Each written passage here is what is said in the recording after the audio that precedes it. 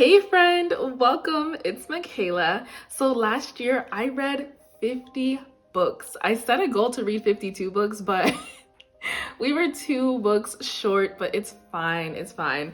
I was really excited that I read 50 because that's a personal best, and I was kind of surprised I was even able to get to 50. But we read 50 books last year, and I wanted to tell you about all the books that I read in 2022. What I'll do is I'll start at the bottom of the list with like number 50. This is like the 2 stars. Then we'll go to the 3 stars, the 4 stars, and the 5 stars, and ultimately say the book of my year with the number 1 book that I read last year. Let's just jump right into this list.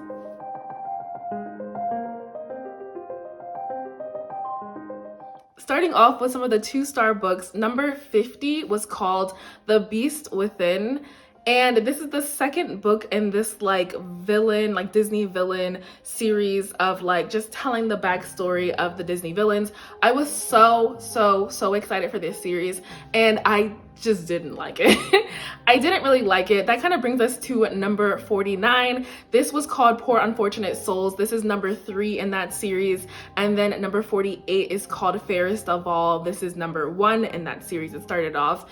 And I just feel like what the author was trying to do is kind of have a common theme within the stories and like carry that throughout the stories, and that's the part that I just didn't like about it. I just feel like if you're gonna tell this villain's origin story, tell this origin story, then move on to the next one. They do not have to connect or relate in any way, and I just was so excited for these books, but it just didn't, I don't know. The idea is there, but the stories just kind of fell short. There are a lot more stories in this series, and I just don't think I'm going to continue them because I'm just not interested. So moving on to number 47, Where the Crawdads Sing. This book was so popular on Book Talk, BookTube, Bookstagram. Everyone really liked this book, and this might be a little bit of a hot take, but I just didn't like it. I thought that the pacing was pretty slow in the book. I thought the ending was anticlimactic. Like, I just didn't, I didn't really like it. It just wasn't that great. I gave it 2 stars. I think when I first read it, I gave it like 2.5, maybe almost 3. But then when I was going over this list, I was like, this book was not good. No, so it's on my list at number 47. Number 46 was called Mr. Malcolm's List. This was like a quick read. Honestly, this is kind of maybe like a 2.5 star. It wasn't terrible, but it was just like, okay. And rounding out the list of 2-star books that I read last year, this one is number 45, A Man Called Ove. It was okay. This one was probably more like a 2.5, almost 3 star. So moving on to the 3-star category, I had a lot of books that were like 3-star reads or 4-star reads. So doing these 2 categories was not easy to kind of like rank the books in order, but I tried my best. So starting off with this category, number 44 was called The Bodyguard. This one was also kind of popular, and I didn't really understand why. I thought the story was pretty predictable. It had like a few little chuckles and laughs here. The main character was, you know, all right, but it just was okay for me. It was a 3-star. Number 43, Honey Girl. This book was just okay. Number 42, The Hunting Party. To be honest, I read The Guest List by Lucy Foley like maybe 2 years ago, and I really enjoyed that one. I think I gave it maybe 4 stars. And so I was really excited to read The Hunting Party, and if I'm being honest, it was fairly the same book. I thought it was a little less interesting, and when I was kind of putting this list together, I honestly forgot what happened in this book. I had to kind of remind myself what happened. So that's why it's kind of a little bit lower on the list, but it still was, it was okay. It was decent. Number 41, The 10,000 Doors of January. I used the square judge a book by its title on my book bingo page to find this book. It was January when I like picked the book out, but like I had to put it on hold at the library, and I don't think I ended up reading it until like March. But this was a judge a book by its title. I had no idea what this book was going to be about, so that's why it's kind of lower, because I was pleasantly surprised. It was all right. It was all right. Number 40, Behind Closed Doors. This is another one that I just honestly couldn't really remember what happened in the book. Number 39, Gods of Jade and Shadow. I used the square read a book with the color in the title for this book, and I was actually pretty pleasantly surprised. It was pretty good. I read a lot of Greek mythology, and so I really wanted to branch out and read more like Norse mythology, and in this particular case, like Mayan folklore, because I don't really know anything about it. So it was like a nice change. It wasn't what I was expecting it to be, and I guess because I'm like so obsessed with Greek mythology, I thought it was I just thought it was gonna end differently. I'm not trying to spoil anything, but I really enjoyed the book. Number 39, A Song Below Water. Number 37, The Lost Apothecary. This was another like book bingo pick. I did judge a book by its cover. This cover is so gorgeous. So I found this one, I picked it up, and I didn't know what it was gonna be going into it. I, again, was pleasantly surprised. The story was all right. Number 36, Midwinter Murder, Fireside Tales from the Queen of Mystery. This was written by Agatha Christie, and it was like a compendium of like 12 short stories. And some of them were good, some of them were just okay. So I kind of put this in the 3-star category. It's really hard to rate books like this when you have stories that you really enjoy, and then you have a few that were like, no. But I will say there was 12 in here. I would say like maybe 3 or 4 were just like, okay. So, you know, majority of them were pretty good. Number 34, The Girl Before. Number 35, The Maidens. Number 33, The Death of Mrs. Westaway. Number 32, Once Upon a Broken Heart. Number 31, Caraval. Number 30, Ariadne. Number 29, The Boyfriend Project. And to round out the 3-star category, number 28, The Last Thing He Told Me. Moving on to my 4-star reads, number 27 was called 84 Charing Cross Road. I used the square read a book with the number in the title for this book, and this one was pretty cute. It was a quick and short and easy read. This was my first read of 2022, and I just thought it was a sweet book. Number 26, My True Love Gave to Me 12 Holiday Stories. This again was a compendium of 12 like love stories for the holidays, and I'm trying to remember. I clearly gave this one 4 stars for a reason. I think that this one maybe had about 3 or 4 stories that were just all right, but majority of the stories were pretty interesting. Number 25, The Invisible Life of Addie LaRue. Number 24, The Maid. Number 23, You're Invited. Number 22, Bitter, and number 21, Pet. So Pet is about this little girl named Jam, and she goes on a hunt with this creature that her mom, Bitter, painted that kind of comes to life from her painting. She goes on a hunt with this creature to find monsters that live in the real world. And this book it's not what you're expecting it to be. It's honestly like a really creative way to kind of talk about, you know, a heavy topic.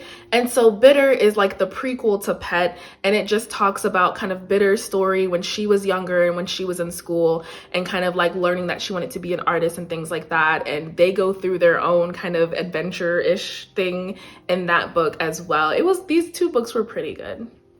Number 20, Hamnet.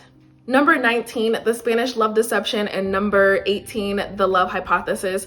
I read these books fairly close to each other. I read The Spanish Love Deception first, and I couldn't help but compare the 2 because they had very, very pretty similar kind of storylines and like plots in this book.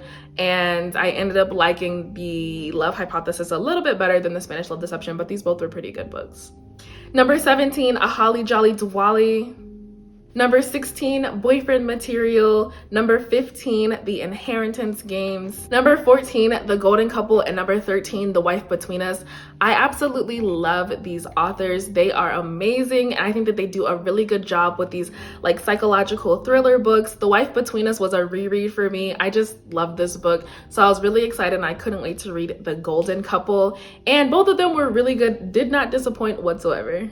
Number 12 was another reread for me. They both die at the end. Absolutely love this book. And another reread for me, number 11, The Silent Patient. This one was just as good the first time I read it.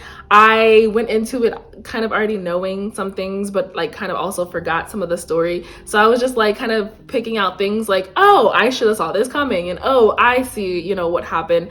I love reading books like that and then reading them again to kind of like figure out what I missed the first time. So that brings us to our top 10, all of my 5-star reads of 2022. Now, this list consists mostly of graphic novels. I got into reading graphic novels a bit towards the end of the year in 2022, and yeah, I gave almost all the graphic novels I read 5 stars.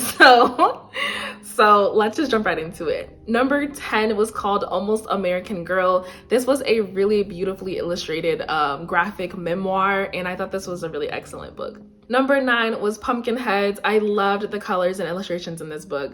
Number 8 was Heartstopper Volume 4. Number 7 was Heartstopper Volume 3. Number 6 was Heartstopper Volume 2. And number 5 was Heartstopper Volume 1. I love the Heartstopper series. It was just so cute.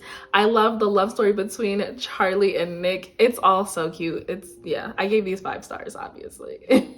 Number 4 is the prequel to They Both Die at the End. This one is called The First to Die at the End.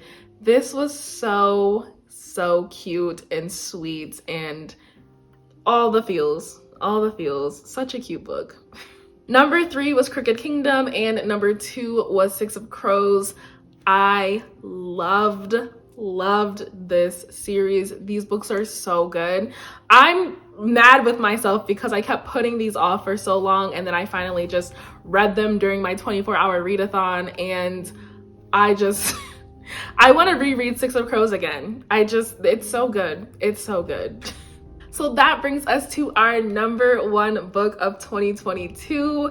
Is it fair that it's number 1 because it was a reread and it's a book that's on my favorite books of all times list? I don't really know, but it's number 1.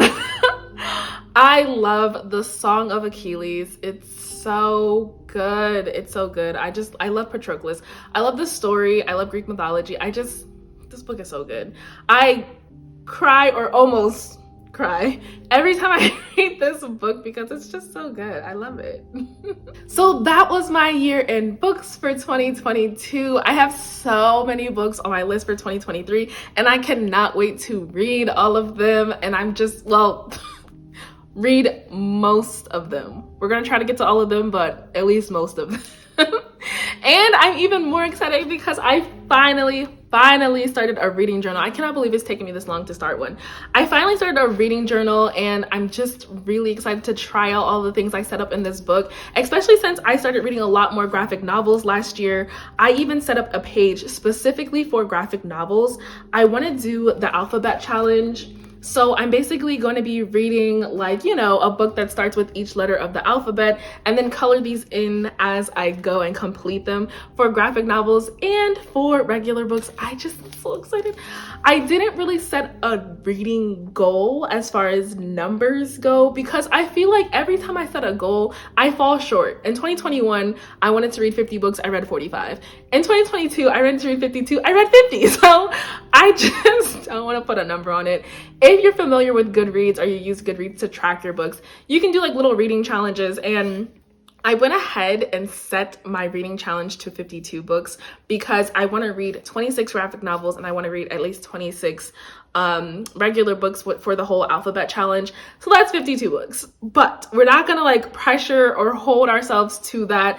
I just want to finish all the challenges that I set up in my book, just kind of make it more fun. So if you are interested in see how I set up my reading journal, I'll be sure to link that video right here. Otherwise, check out all the books that I read in 2021. I put that video right here.